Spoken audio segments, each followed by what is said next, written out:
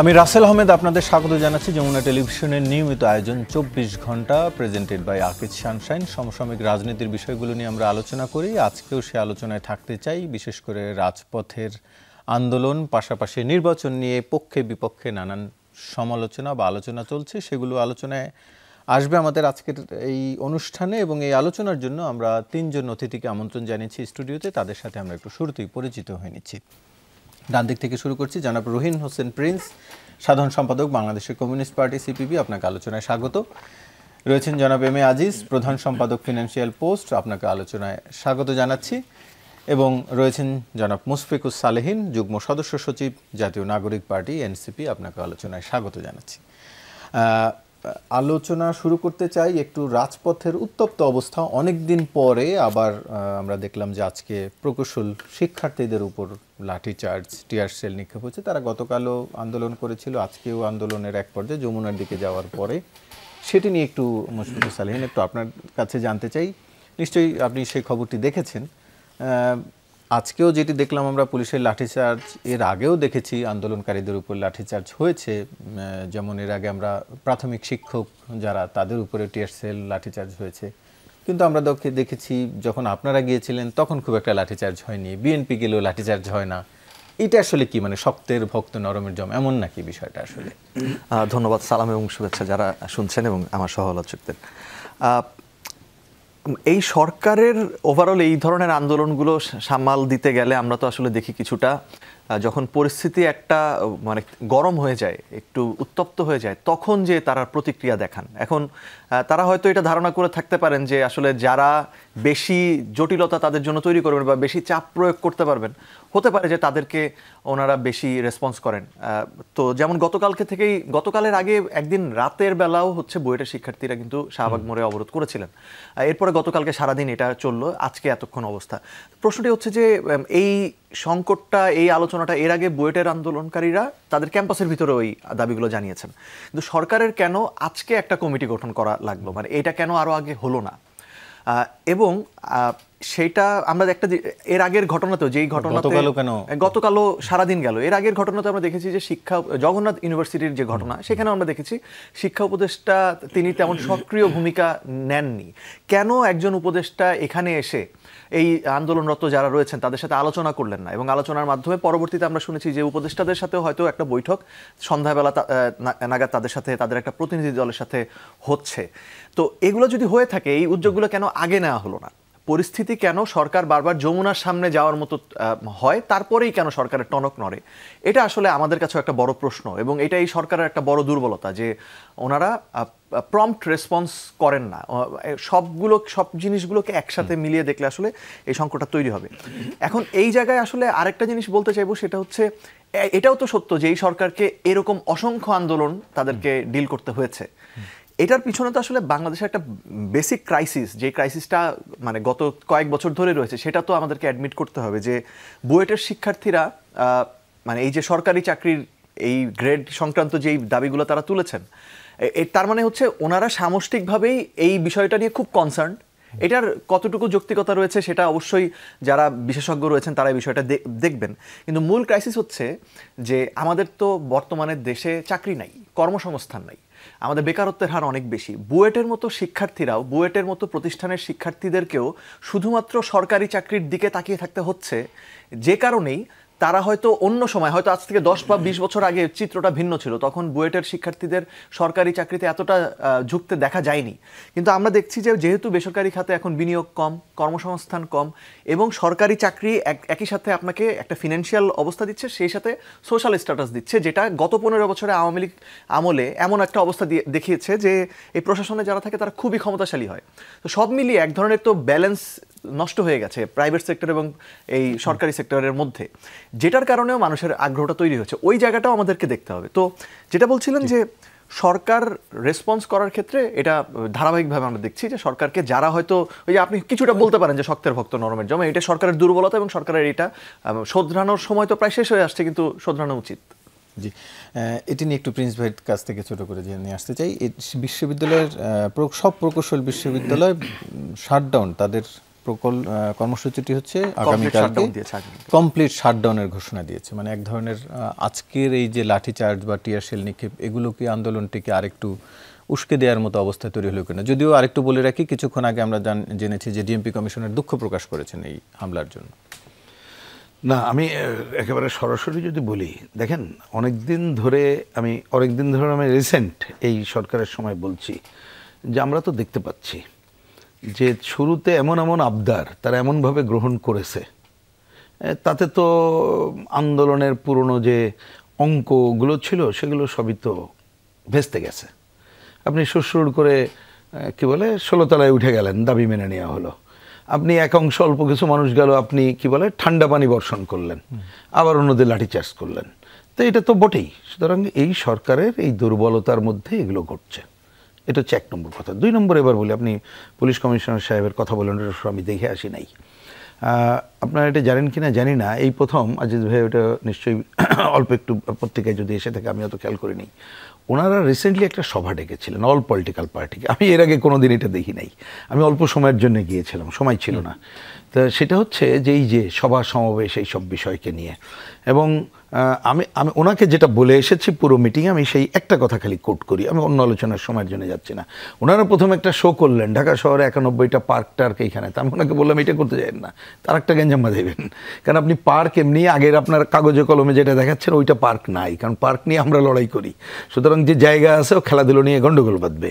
কিন্তু যেটা ওনাকে বললাম যে দেখেন, পলিটিক্যাল পার্টিকে ডেকেছেন, আমরা না হয় আন্দোলনের একটা অঙ্ক করতে পারি, বা আমরা কখন বড় দল আসলে কি হয় জানেন, কিন্তু এইবারে যে অনেকগুলো কয়েকশত আন্দোলন নানাভাবে ঘটছে, যারা অনেকদিন কথা বলতে পারে নাই, এবং তারা দেখছে আসলে কথা বললে কিছু হতেও পারে, আর কথা বলার জন্য না শুনলে যমুনার দিকে যাইতে হবে। আর ওই লাঠিচার্জের পুরনো থিওরি ছিল যে পুলিশ একটু মারপিট করলেই পত্রপত্রিকা ধরে, তার আগে ওরা দেখে না, সুতরাং এটা সামনের দিকে আসবে।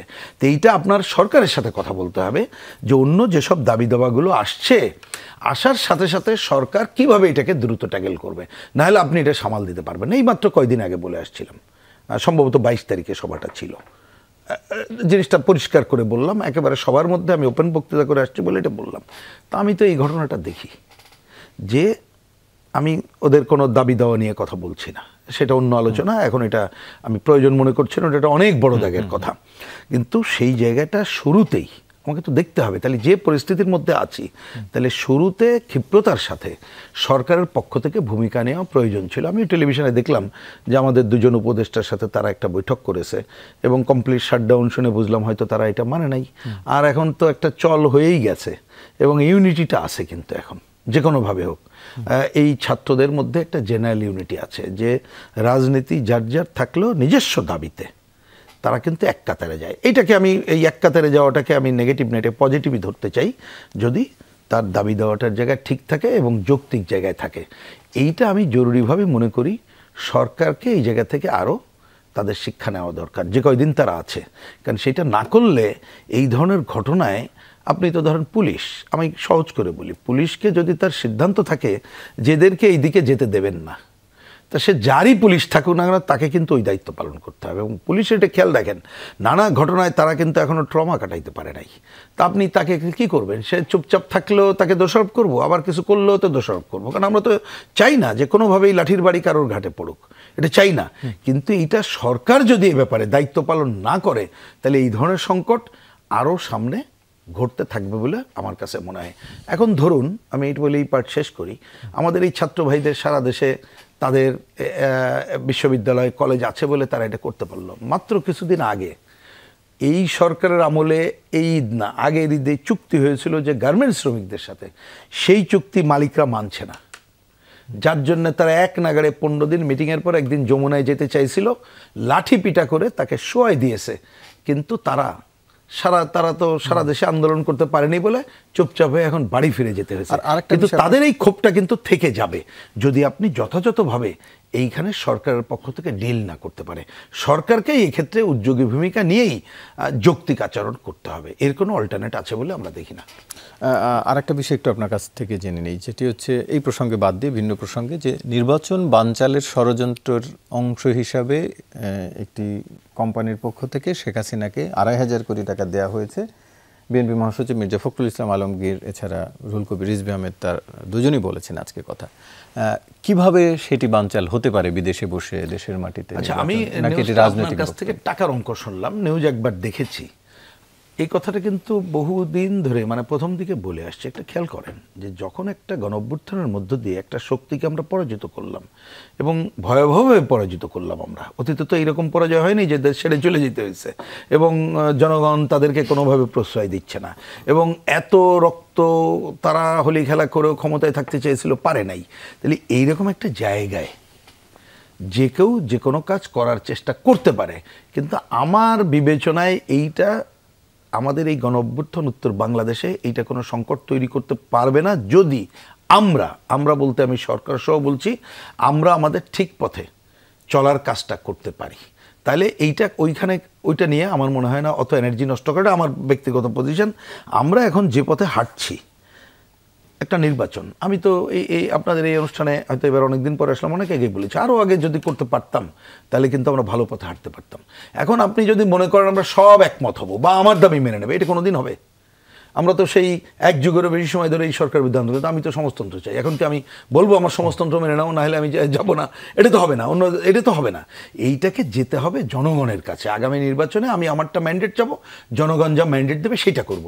কিন্তু আমরা যদি ওই কাজটা দেরি করি তাহলে দেখবেন কোনো না কোনোভাবে হয়তো মনে হবে যে তাদেরই উদ্দেশ্য বাস্তবায়ন হচ্ছে। যেমন আমি দেখলাম, এটা ফেসবুকে আমি দেখলাম, সোশ্যাল মিডিয়াতে কোনো একটা জায়গায়, চট্টগ্রাম না কোথায়, তারা কি একটা গায়েবানা জানাজা করছে এই সরকারের বিরুদ্ধে। আলটিমেটলি দেখেন, এবং কথা কিন্তু চলে আসবে। তাহলে আপনি কেন এই সুযোগটা দেবেন? কোনোভাবে এই সুযোগ দেওয়া উচিত না। এবং এই সুযোগ আপনি করে দিলে যদি এখানে আপনি নতুন কোনো তকমা হাজির করেন, তাতে কিন্তু ক্ষতিগ্রস্ত হবে গণতন্ত্রের পথে যাত্রা।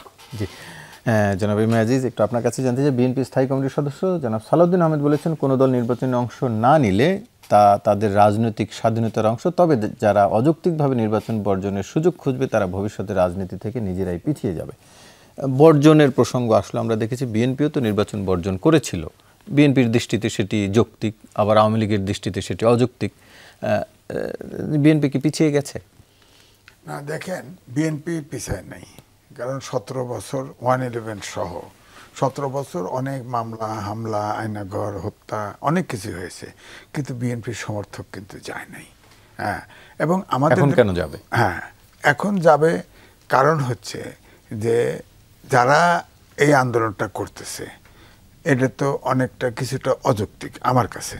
ধরেন তারা তো গতকাল বিএনপি আপনার তাদের ওই কমিটি কি কয়, স্থায়ী কমিটির বৈঠক হয়েছে, সেখানে তো কয়েকটা কথা বলেছে যে তারা ধরেন যেমন জুলাই সনদ, গণপরিষদ নির্বাচন, এটা অপ্রাসঙ্গিক, অবাস্তব। তারপরে সাংবিধানিক সংস্কার সংসদেই করবে তারা বলছে, অন্যগুলো ভোটের কার্যকরে আপত্তি নেই অন্যগুলা। তারপরে জামাত ছাড়া অন্যদের সাথে সঙ্গে ভোটের জোট করতে হতে পারে বলছে। তার মানে হচ্ছে জামাতের সাথে বিএনপির নেগোসিয়েশন হচ্ছে না, কারণ এটা কিন্তু আপনার স্ট্যান্ডিং কমিটির সিদ্ধান্ত। এখানে তো নিশ্চয়ই বিএনপির সব স্টলওয়ার্ড ছিল। হ্যাঁ, এটা হলো পার্টির সিদ্ধান্ত। এখন আমার কথা বক্তব্য হচ্ছে, ধরেন আপনার যেমন জুলাই সনদ, এটা সংবিধানের উপরে স্থান দিতে হবে। উপরটা কোথায়? এখন যদি স্থান দিতে হয়, যাই দেন, আপনি যদি আন্ডারস্ট্যান্ডিং করেন, এই যে প্রিন্স বাইরে বসে মনে হয় যে না, এই 38 দল না 28 দল বসে, মনে হয় ওনারাই জাতির মালিক, দেশের মালিক। কারণ এ দেশের মালিক জনগণ। ওনারা আমাদের ইলেকশন করলে, নির্বাচিত হলে আমাদের প্রতিনিধি হবে। আলোচনার ক্ষেত্রে কিন্তু এটা দেখি না, ওনারা একমত হলে জাতির প্রত্যাশা, আর জনগণের খবর নেই। 80% জনগণ ঢাকা শহরের বাইরে, হ্যাঁ, তাদের কোনো খবর নেই। তা আমার বক্তব্য হচ্ছে যে ধরেন কয়েকজন লয়ারের সাথে, আমার মেয়েও লয়ার, ব্যারিস্টার, বলছে যে সংবিধানের সাথে সাংঘর্ষিক কোনো জিনিস প্রেসিডেন্ট অর্ডিন্যান্স দিয়েও এটাকে বৈধ করতে পারবে না, নেক্সট সংসদে অনুমোদন ছাড়া। হ্যাঁ, এখন প্রশ্ন হলো যে জামাত বলছে যে না, অর্ডিন্যান্স দিয়ে আপনার এটা প্রজ্ঞাপন জারি করে এটা বাস্তবায়ন করা। এটা তো বিএনপি বলছে যে না, যেগুলো সাংবিধানিক বিষয় সেটা সংসদে অনুমোদন হবে। হ্যাঁ, এখন আমার প্রশ্ন হচ্ছে, ইলেকশন তো অনেক দলই করতেছে, জামাত যদি জিতে যায়, জামাতের মতো একই সাথে গণপরিষদের একটি নতুন প্রস্তাব এসেছে, নতুন নয় অবশ্য, এটি অনেকদিন ধরেই প্রস্তাব করছে। গণপরিষদ নির্বাচন তো একই সাথে এই ভোটের সাথে ব্যাপারটা হলো, গণপরিষদের নির্বাচন বলা হয়েছে, দাবি করা হয়েছে যে গণপরিষদে জুলাই সনদ অ্যাপ্রুভ করতে হবে, করে 120 দিন পরে ওই গণপরিষদই আপনার সংসদ হবে, পার্লামেন্ট হবে। তো সেখানে আমার কথা হচ্ছে যে গণপরিষদ তো সংসদে লাগবে, তো সংসদ সংবিধান তো আছে, কারণ এই প্রেসিডেন্ট আওয়ামী প্রেসিডেন্টের কাছে ওথ নিয়েছে, বলেছে সংবিধান সমুন্নত রাখবো। এরপরে 106 অনুচ্ছেদ পার্লামেন্টের সুপ্রিম কোর্টের ম্যান্ডেট নিয়েছে যে এই অন্তর্বর্তীকালীন সরকার সংবিধানে না থাকলেও এই সময় কাজ করতে পারবে। তো এটা তো সাংবিধানিক সরকার হয়ে গেল। এখন প্রশ্ন হচ্ছে, এই সাংবিধানিক সরকার হলেও অন্তর্বর্তীকালীন সরকার করতে বলে দেয় নাই 3 মাস পরে 6 মাস পরে এটার আয়ু শেষ, তা তো বলে নাই। এখন ওই ভ্যাকুয়ামের কারণে এই সরকার সব বলে, আপনার প্রেস সেক্রেটারি বলছেন না, এই সরকারের সব ম্যান্ডেট আছে বলছে। এখন আমার বক্তব্য হচ্ছে, ধরেন যে আন্দোলনটা শুরু হয় সেটা তো কোঠার আন্দোলন ছিল, এই আন্দোলন শেষে এসে পতাকা ছাড়া আমার বাসা আপনার বিটিভির পেছনে শান্তা টাওয়ারে আমি দেখেছি, আমার কাছে খবরও নিছে, আমি টকশো 5 তারিখেও গেছি, 2006 সাল থেকে টকশো করি, কোনোটা বাদ দেয়নি। তো আমার বক্তব্য হচ্ছে যে তখন আপনার ছাত্ররা তো কখনো ওই রাজনৈতিক দলের কর্মীরা যখন ইনভলভ হয়ে গেল, তখন ফেসিবাদ বিলোপ এই শব্দটা এক দফায় চলে গেল। এই এক দফায় তখন কিন্তু রাজনৈতিক কর্মীরা কিন্তু ইনভলভ হয়ে গেছে, পরিবার ইনভলভ হয়ে গেছে, জনগণ ইনভলভ হয়ে গেছে, তখন এই দাবিটা হলো। এর উল্টা শব্দটা হচ্ছে ফেসিবাদ বিলোপ মানেই গণতন্ত্র চাই, মানবিক বাংলাদেশ চাই, আইনের শাসন চাই, সুশাসন চাই। আমার বক্তব্য হলো 71-এর এইটাই দাবি ছিল, বৈষম্যটা পাকিস্তানের সাথে ছিল, এটা দূর করা।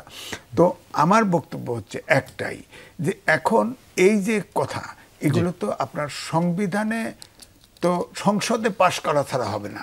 গণপরিষদ হলে তো সংবিধান তো আছে, আপনি আমি যদি বলি যুক্তির খাতিরে, এই সংস্কার করার ম্যান্ডেটই তো এই সরকারের নেই, কারণ তারা তো ওত নিয়েছে, ওতভঙ্গ হয়েছে। তো যখন এই সংস্কার করতেছে তাদের ওতভঙ্গ হয়েছে না, ওতভঙ্গ সেটি করলে তো এই সরকার যা কিছু করছে তার কোনোটারই ম্যান্ডেট নেই, যদি আপনি ওই অর্থে বলেন যে এই সরকারের এটি করার, তাহলে তো তারা আবার সুপ্রিম কোর্টের ম্যান্ডেট নিত যে আমার 1 বছর সময় দেন, 2 বছর সময় দেন। আইনে অন্যায়ভাবে ভাসলে তো হবে না। এখন আমার কথা হলো, সংসদে আপনি দেখেন জিয়াউর রহমানের সরকারের সময় এবং এরশাদের সরকারের সময় শেখ হাসিনা যত কার্যক্রম করেছে, অনেক কিছু বাদ দিছে, অনেক কিছু আবার অ্যাডপ্ট করছে, সংবিধানে অ্যাডপ্ট করছে। কারণ হচ্ছে সরকার তো ভ্যাকুমে থাকতে পারবে না, সরকারের বৈধতা লাগবে। তো সুতরাং যারা সংসদেই আসুক না কেন, তারা কিন্তু সংসদের এই সরকারের ভ্যাকুয়াম কিন্তু তৈরি হতে দিবে না। যা লেখা লাগে, এখন ধরেন ঘোষণাপত্র একটা হয়েছে না, এই ঘোষণাপত্রে তো তারিখ নাই ঘোষণাপত্রে, হ্যাঁ, তো এগুলো তো ইনভলভ দিবে, তো ওই আপনার আইন করবে, তো আইন করবে যে যারাই ক্ষমতায় আসে, সংসদে যখন পাশ করবে তখন যাতে সরকারের ভ্যাকুয়াম তৈরি না হয়, সরকারের যে প্রক্রিয়া, এই প্রক্রিয়ায় ভ্যাকুয়াম তৈরি না হয়, এটা কিন্তু সংসদ করবে, সংসদের এখতিয়ার। এর বাইরে কিছু করার আছে আমার কাছে মনে হয় না। তবে সংবিধানের বাইরে যেগুলো আছে সেগুলো আপনারা ঐক্যমত্যের ভিত্তিতে আপনারা একটা আন্ডারস্ট্যান্ডিং করে যেগুলো এক্সিকিউট করা যায়, এখন কার্যকর করা যায়, সেগুলো কার্যকর করতে পারে।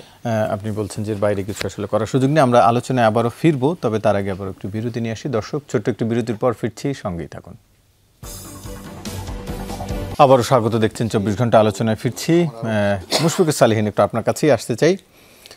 বিএনপি মহাসচিব মির্জা ফখরুল ইসলাম আলমগীর বলেছেন, অনেক বক্তব্য, মাঝখানের একটি লাইন, যে 3 মাসের মধ্যে নির্বাচন দিলে অনেক ঝামেলা এড়ানো যেত। কিছুক্ষণ আগেও প্রিন্স ভাই 3 মাস না বললেও বলেছেন যে আরও আগে নির্বাচন হলে ঝামেলা এড়ানো যেত। এখনকার যে রাজনৈতিক দ্বন্দ্ব বা যে বিষয়গুলো নিয়ে, সংস্কারগুলো নিয়ে বিষয় আটকে আছে, নানান কিছু আসলে রয়েছে, যে ঝামেলাটি চলছে, এড়ানো যেত কিনা আপনারা কি মনে করেন? আর না, আমরা মনে করি এড়ানো যেত না।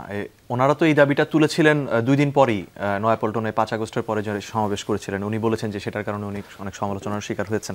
তখন আমাদের সকলের মধ্যেই, দেশের জনসাধারণের মধ্যেই একটা সেন্টিমেন্ট ছিল যে আসলে বিএনপি জামাত এরা তো 2001 থেকে 5-6 ক্ষমতায় ছিল, ওই সময়ও কিন্তু মানুষ শেষ পর্যন্ত এই সরকারের উপর খুশি ছিল না। এর পরবর্তীতে আওয়ামী লীগ, অর্থাৎ বাংলাদেশের পলিটিক্যাল এস্টাবলিশমেন্টের যারা পার্ট, তাদের উপর মানুষ সন্তুষ্ট ছিল না। মানুষ মনে করেছে এক ধরনের কিছু সংস্কার আসা প্রয়োজন। সেই সংস্কারের কথাগুলো আমাদের এই যারা তরুণ ছাত্র নেতৃত্ব ছিল তারাও বলেছিল। আমরা যেটা মনে করি সেটা হচ্ছে ওই সময় জাতীয় সরকার যদি হতো, সকল রাজনৈতিক দলগুলোকে নিয়ে এবং সাথে যদি কোনো এক্সপার্ট এইরকম যারা এখন আছেন তাদেরকে নিয়ে যদি একটা জাতীয় সরকার হতো, তাহলে এই সরকারকে সাপোর্ট দেওয়ার মতো একটা পলিটিক্যাল ফোর্স সাথে থাকতো। কিন্তু বিএনপি আসলে ভেবেছে যে বিএনপি সংস্কার চাই, ওই যে তাদের 31 দফা আছে, কিন্তু সংস্কারটা নিজেদের টার্মসে চায় এবং নিজেরা যখন যেই জায়গায় ডমিনেট করতে পারবে যেই পজিশনে, সেই পজিশনে থেকে চায়। যে কারণে বিএনপি চেয়েছে 3 মাসের মধ্যে নির্বাচন হয়ে যাক, নির্বাচন হয়ে গেলে তারা ক্ষমতায় আসবে বলে তারা আশা করেছিল এবং তারপরে তারা সংস্কার করবে, এরকম কিছু তারা বলেছে। কিন্তু এটার সাথে তো আমাদের যে বিস্তর মতপার্থক্য রয়েছে, আমাদের বলতে এখানে বিএনপির সাথে 12 দল বা এই যে 2-1টা যারা বিএনপির অ্যালাই রয়েছে, এর বাইরে অন্যান্য ম্যাক্সিমাম দলের একটা যে বিরাট মতপার্থক্য রয়েছে, এটা তো ঐকমত্য কমিশনের আলোচনায় পরিষ্কার হয়ে গেছে। এবং এই সংস্কারগুলো আসলে একটা পলিটিক্যাল পার্টির যে গভর্নমেন্ট, সেই গভর্নমেন্ট করবে না, এটা আমাদের ধারণায় ছিল। সেই সাথে আমাদের ধারণায় আরেকটা কি ছিল, সেটা হচ্ছে যে প্রশাসনটা আওয়ামী লীগকে 15 বছর ধরে সার্ভ করেছে, সরকার মানে পলিটিক্যাল পার্টিগুলো তারা তাদের নিজেদের স্বার্থের কারণেই এদেরকে বেশি ঘাটাতে চায় না। সেই সাথে ধরুন যে অলিগার্করা যে গত 15 বছর আওয়ামী লীগের সাথে ছিল, তাদেরকেও খুব একটা পলিটিক্যাল পার্টিগুলো চটাতে চায় না। কেননা আমরা ধরুন 1/11-এর গভর্নমেন্ট ফল করার তো একটা কারণ হচ্ছে ব্যবসায়ীরা তাদের উপর অসন্তুষ্ট হয়ে গেছিল। তো যেই আশঙ্কাটা ছিল সেটা হচ্ছে পুরানো যেই সিস্টেম, এই সিস্টেমকে শুধুমাত্র আওয়ামী লীগের জায়গায় অন্য কোনো একটা পলিটিক্যাল পার্টি রিপ্লেস করলেই আসলে লাভ হবে না, সিস্টেমটা চেঞ্জ আসা প্রয়োজন। এখন এর আগে যেই আলোচনাটা হলো আজকে, বিএনপি মহাসচিবও যেটা বলেছেন যে ওনারা বারবারই আমাদের বিভিন্ন দাবি, বিশেষ করে গণপরিষদ নির্বাচনের দাবিটাকে ওনারা নির্বাচন পেছানোর ষড়যন্ত্র হিসেবে দেখতে চান বা এটাকে অপ্রয়োজনীয় বলে মনে করেন। এখন ওনাদের যে সলিউশন, ওনারা যেটা বলতে চান সেটা হচ্ছে পরবর্তী সংসদে এসে এটাকে এটাকে রাটিফাই করবে। প্রশ্ন হচ্ছে, এইটা তো আসলে পরিষ্কার, সেটা হচ্ছে যে এই মুহূর্তে ঐকমত্য কমিশনে যারা এই আলোচনাগুলো করছে, এরা তো জনগণের ম্যান্ডেট এখানে নিয়ে আসেনি। আমরা ধারণা করি যে তারা হয়তো সব মিলে বাংলাদেশের জনগণের প্রতিনিধিত্ব করে, কিন্তু এটার তো কোনো ম্যান্ডেট তো নাই, কোনো ভোটের মাধ্যমে তো তারা আসেনি। সো ঠিক আছে, এটাকে একটা আইনি ভিত্তি দেওয়া প্রয়োজন মানুষের ম্যান্ডেটের ভিত্তিতে। এখন এই সংবিধান অনুযায়ী সংবিধান সংশোধন করার লিমিট আছে কিনা, এই লিমিট আছে কিনা এটার প্রশ্নটার অ্যান্সারটা প্রয়োজনীয়। কেননা এটা যখন আপনি জুলাই সনদের আইনি ভিত্তি দেওয়ার কথা বলবেন, তখন এই আলোচনাটা গুরুত্বপূর্ণ।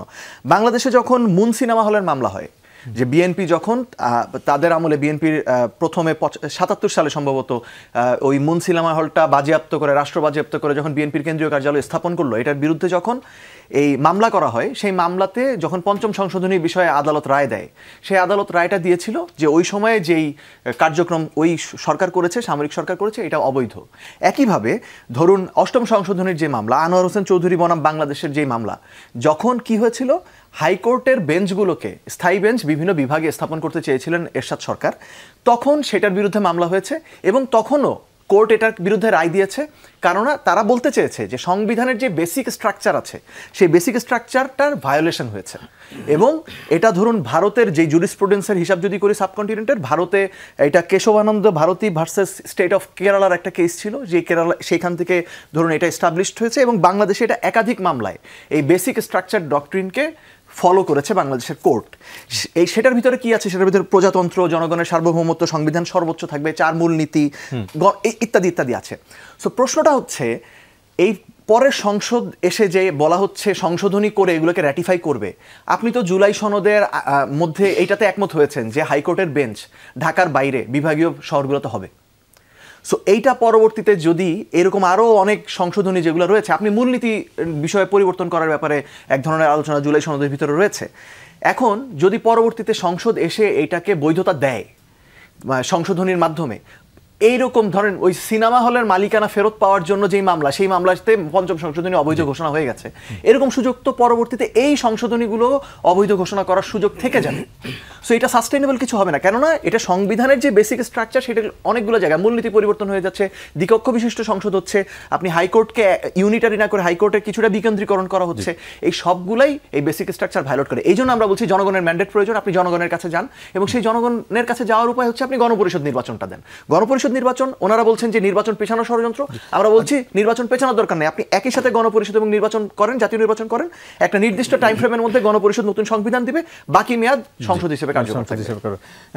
প্রিন্সিপালের কাছে যাওয়ার আগে একটু আজিজ ভাইয়ের কাছ থেকে এটি জেনে আসি যে যেটি সে বলছিল বা রাজপথেও যে দাবি, যেই ঐকমত্য কমিশনে যে বিষয়গুলো একমত হয়েছে বিএনপিও করতে চায়, সেটির বাস্তবায়ন যদি ভোটের পরে বিএনপি করতে আগ্রহী, যদি ভোটের আগে সেটি করা যায়, কোনো প্রক্রিয়া থাকে, তাহলে সমস্যা কি আসলে? না, সংবিধানের বাইরে যেগুলা সেগুলো এখনই বাস্তবায়ন করতে। গণভোট তো সংবিধান অবৈধ, মানে সংবিধান বিরুদ্ধ কিছু না। গণভোট বা গণভোট তো সংবিধানে নাই, এটা তো এটা উঠায় দিছে, শেখ হাসিনা উঠায় দিছে। গণভোটও কিন্তু সাংবিধানিক বিষয়, এখানেও লাগবে। গণপরিষদ মানে একটা নতুন দেশে গণপরিষদ, যেমন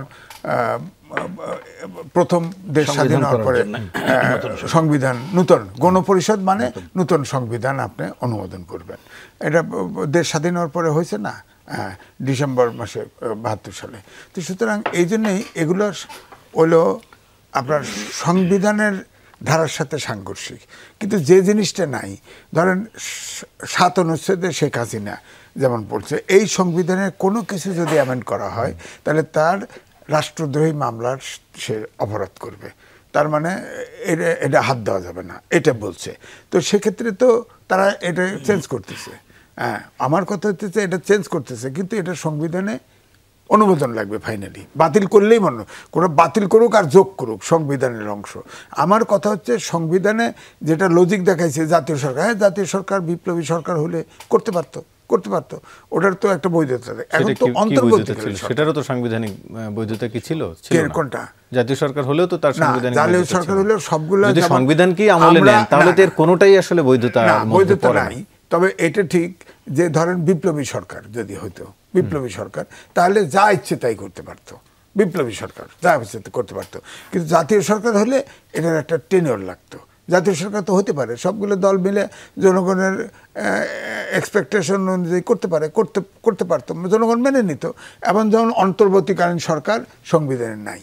যেমন ধরেন আমরা প্রশ্ন তুলতাম যে ৬৬২ জন সেনানিবাসে আশ্রয় নিয়েছিল, পরে আইএসপির লিস্ট দিছে না, সেখানে তো প্রধান বিচারপতি ছিল, অ্যাপিলেট ডিভিশনে বিচারপতি ছিল, তাহলে ১০৬ অনুচ্ছেদে আপনার অনুমোদনটা কে দিল? প্রশ্ন তো আসে, কিন্তু সেই প্রশ্নে তো আমরা যাচ্ছি না। কিন্তু তাহলে তো সরকার তো ভবিষ্যতে প্রশ্ন যা আসবে না, প্রশ্ন সেটা তো সংসদে সব এগুলোকে কভার করবে তো। সংবিধানে সরকারের কন্টিনিউটি যেখানে ব্যাঘাত করবে সেখানে প্রয়োজনে আরও ঢুকাতে হবে, কিন্তু এটা করতে হবে। যেমন হোসেন মোহাম্মদ এরশাদ সরকারের অনেক কিছু ফেলে দিছে, শেখ হাসিনা জিয়াউর রহমান অনেক কিছু ফেলে দিছে, যেটুকু সরকারের কন্টিনিউটি থাকে না সেখানে কিন্তু এগুলো অ্যাকসেপ্ট করছে। তো এই সরকারও যে সংবিধান যে আসবে, সে যদি সরকার প্রসেসে ভ্যাকুয়াম থাকে তাহলে ওই সরকারও অবৈধ হয়ে যাবে। তো সুতরাং তাদের প্রয়োজনেই তারা ওটা করবে।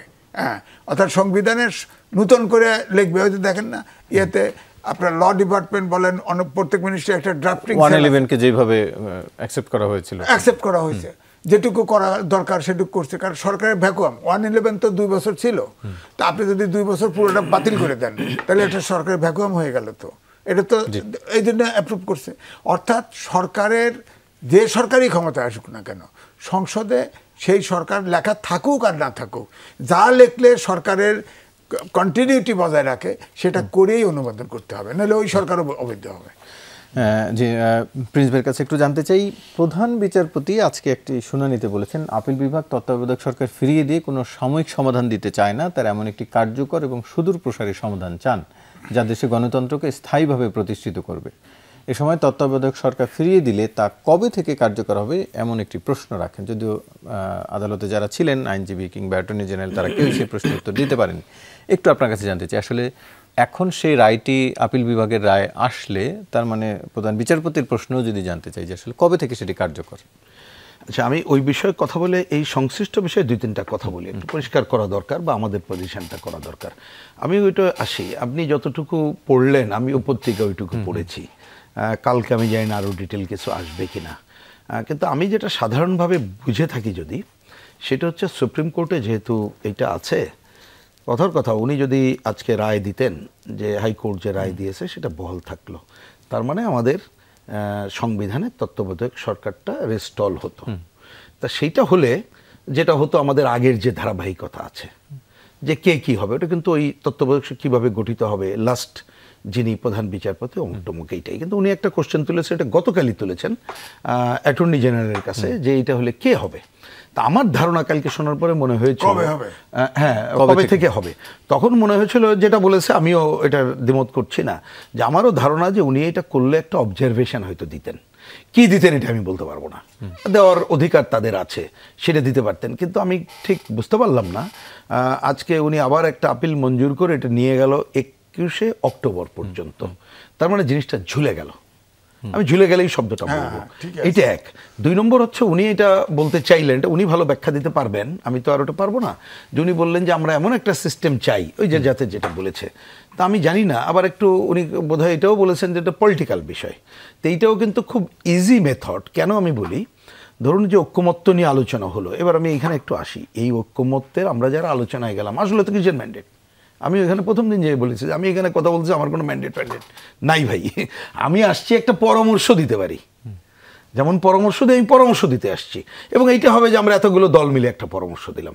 এই পরামর্শ যেটা দেব সেইটা হচ্ছে যেটা এখন আইন করে, প্রচলিত আইনের মধ্যে করা যায়, এই সরকার করতে পারে। অলরেডি পরামর্শের আগে ওনারা করছেন, হিসাব দিল না কয়শো নাকি করছেন। আর কতকগুলো পরামর্শ যেটা আমরা ঐক্যমত্য হয়েছি, সেটা অবশ্যই সংবিধানে সংশোধনের যে প্রক্রিয়া আছে তারাই করবে, নির্বাচিত পার্লামেন্ট 2/3 মেজরিটি, এবং ওই যে গণভোটটা এখনো আসে নাই, কোর্টে যদি এটা রেস্টল হয় এবং আমরাও গণভোটের ব্যাপারে একমত হয়েছি, তাহলে কতকগুলো জায়গা থাকবে যেটা করতে গেলে গণভোটও আসবে। তাহলে সেইটাও কিন্তু প্রথমে নিয়ে আসতে হবে পার্লামেন্টে, তারপরে। তা আমি কথাটা তুললাম, আমি ওই পরে একটু আসি। তাহলে তত্ত্বাবধায়ক সরকারের কিন্তু একটা আলোচনা বলা যায় আমরা মোরাললেস একমত হয়ে আছি।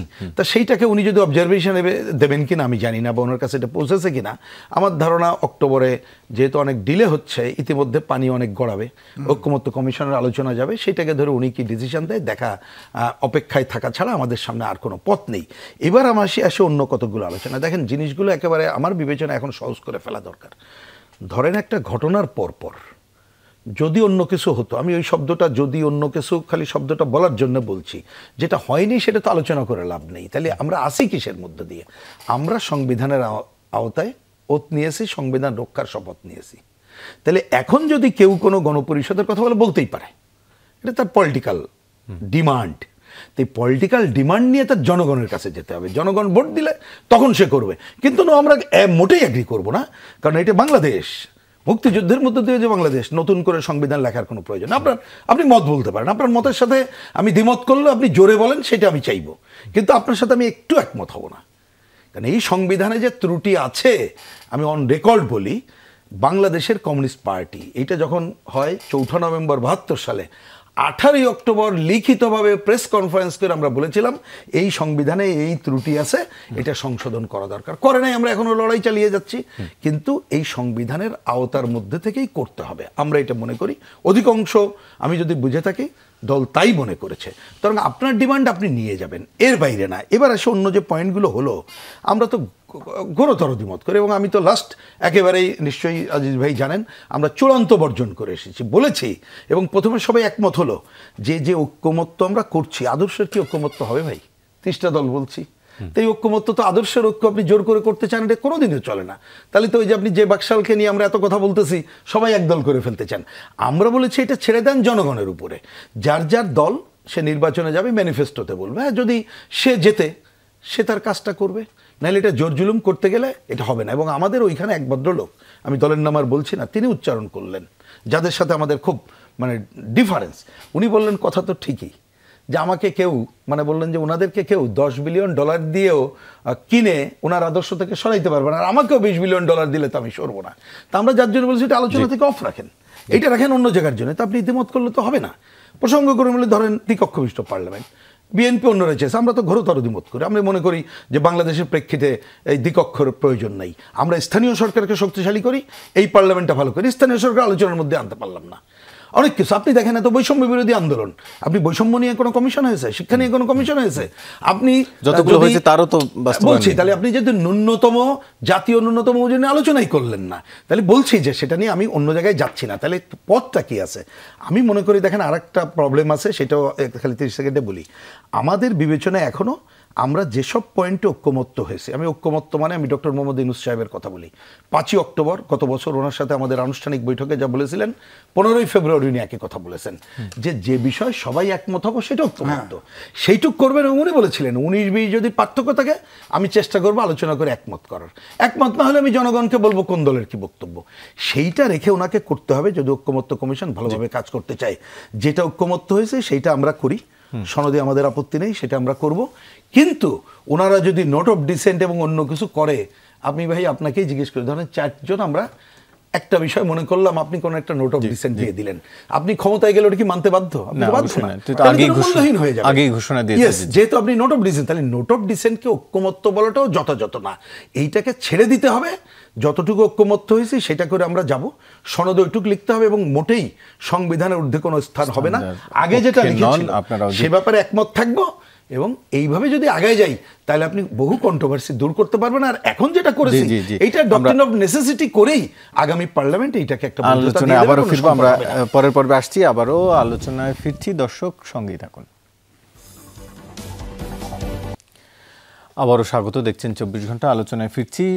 একটু এম এ আজিজ, আপনার কাছ থেকে একটু জানতে চাই, যেটি বলা হচ্ছিল যে জায়গাটিতে আসলে আটকে আছে, এনসিপির পক্ষ থেকে এখনো বলা হচ্ছে যে যেমন নাহিদ ইসলাম বলছেন, যত দ্রুত আইনের সনদের আইনি ভিত্তি তত দ্রুত ভোটের দিকে যাত্রা। তার মানে এক ধরনের ইঙ্গিত দেয় যে আইনি ভিত্তি না দিলে তারা ভোটের দিকে, আইনি ভিত্তি পেতে হলেই কোর্ট অথবা সংসদ, আইনি কথাটা থাকলেই কোর্ট অথবা আপনার সংসদ, আপনি কোর্টে দেন। কিন্তু সেটি হলে তো আটকে যাচ্ছে না, তারা বলছে আটকা যাবে, তাহলে এক্ষেত্রে সরতে হবে, এটাকে ইলেকশনের ইশতেহারে নিতে হবে, জনগণ ভোট দিলে করবে, এটা সমস্যা নাই। এটা টেকনিক্যাল। তারা তো বলছে যে এই আইনি ভিত্তিটা দেওয়ার পরে ভোটে যাবে, না দিলে তো তারা ভোটেই যাবে না। তাহলে ভোটে যাবে না সেটা সরকার বুঝবে, সেটা ইলেকশন কমিশন বুঝবে। সেটা তো এখন ধরেন আমি যেটা বললাম আপনাকে পড়ে শোনালাম, স্থায়ী কমিটির বিএনপির বৈঠকের সিদ্ধান্ত, এখান থেকে তো সরবে না। এখানে তারা সরবে না, তারা তো বলছে যেগুলো তো ঐক্যবদ্ধ হয়েছে সেগুলো প্রজ্ঞাপন জারি করে বাস্তবায়ন করে ফেলাক, যেগুলো করুক। আর যেগুলা সংসদের সাথে সাংঘর্ষিক, হ্যাঁ, সেটা সংসদ নেক্সট সংসদ করবে। এখন সংসদে যদি জামাত আসে তারা করবে, যে আসে এনসিপি আসলে করবে। বিএনপি ধরে নেওয়া হচ্ছে বিএনপি আসবে, হ্যাঁ, কথার কথা বিএনপি সরকার ফর্ম করতে পারে, তারা তো প্রতিশ্রুতি তো দিচ্ছে যে সংসদে পাশ করবে। এই জায়গায় সব পার্টি মিলে জোরালোভাবে ধরবে, কিছু করার নেই তো, করার নেই। তারপরে ধরেন বিএনপি ইলেকশন জোট করবে, জামাত ছাড়া সবার সাথে করতে আপত্তি নেই, তো জামাত ছাড়া এখন বিএনপিকে ঘাড়ে ধরে ঐক্য করাবেন নির্বাচনে, এখন অন্য জামাতের সাথে করবে না, আপনি করবেন কিভাবে বলেন? তারা যাক দিয়ে কমফোর্ট ফিল করে তার সাথে জোট নিয়ে নিশ্চয়ই জোট নিয়ে নিশ্চয়ই আপত্তি কারো থাকার কথা নয়, সেটি যে দলের নিজস্ব বিষয় না, দ্বিতীয় দলের না, বিএনপি ওইটাই, বিএনপি জামাতের সাথে করবে না, অন্য কোন দলের সব দলের সাথে ঐক্য করতে তাদের আপত্তি নেই, এটা বলছে তো স্ট্যান্ডিং কমিটি। এখন ধরেন সিপিপি যদি ঐক্য হয়, এনসিপির যদি ঐক্য হয়, ইলেকশনের ভোট শেয়ারিং অর্থাৎ সিট শেয়ারিং হয়, তাদের আপত্তি উভয় পক্ষের না থাকে, ইলেকশন একসাথে করতে পারবে, কিন্তু জামাতের সাথে করবে না তারা। মুশফিকুর সালিহিন, একটু আপনার কাছে জানতে চাই, আপনাদের তো দল গোছানোর প্রক্রিয়া বোধহয় শেষ হয়নি এখনো। দেখুন, আমাদের তো 6 মাস বা 7 মাস বয়সী একটা দল, সো এটা মানে দল গোছানোর প্রক্রিয়া চলমান থাকবে, এটা খুব শীঘ্রই বলা যাবে। একটু আমি জানতে চাই, আপনাদের 4 দিনের সফরে, চীন সফরে গেছেন আপনাদের দলের একদম শীর্ষ নেতা সহ আপনারা বরাবরই এই বাংলাদেশের রাজনীতিতে বিদেশি আধিপত্যের বিরুদ্ধে আপনারা কথা বলে আসছেন, কিন্তু আমরা দেখছি সাম্প্রতিক সময়ে আপনারা বিভিন্ন দূতাবাস, এখন আবার একদম দলের শীর্ষ নেতারাই বিদেশে গেলেন, তাও ভোটের আগ মুহূর্তে। মানে কি চাইছেন আসলে? দুতিয়ালি চীনে আমাদের দলের নেতৃবৃন্দ গিয়েছেন, এটা চাইনিজ কমিউনিস্ট পার্টি বা চাইনিজ সরকারের যে আমন্ত্রণ পেয়েই তারা গিয়েছেন, যেটা এর আগে বিএনপির একটা প্রতিনিধি দল গিয়েছিল। এবং এর আগে মালয়েশিয়াতে যে নাহিদ ইসলাম গিয়েছিলেন, সেটা তিনি গিয়েছিলেন ওইখানে যারা প্রবাসী যারা এনসিপির সাথে সংশ্লিষ্ট তাদের আমন্ত্রণে। এবং এটাকে আমরা দেখি যে স্বাভাবিকভাবেই অন্যান্য মানে আঞ্চলিক সহযোগিতা বলি বা বৈশ্বিক সহযোগিতার দ্বার তো উন্মুক্ত রাখতে হবে।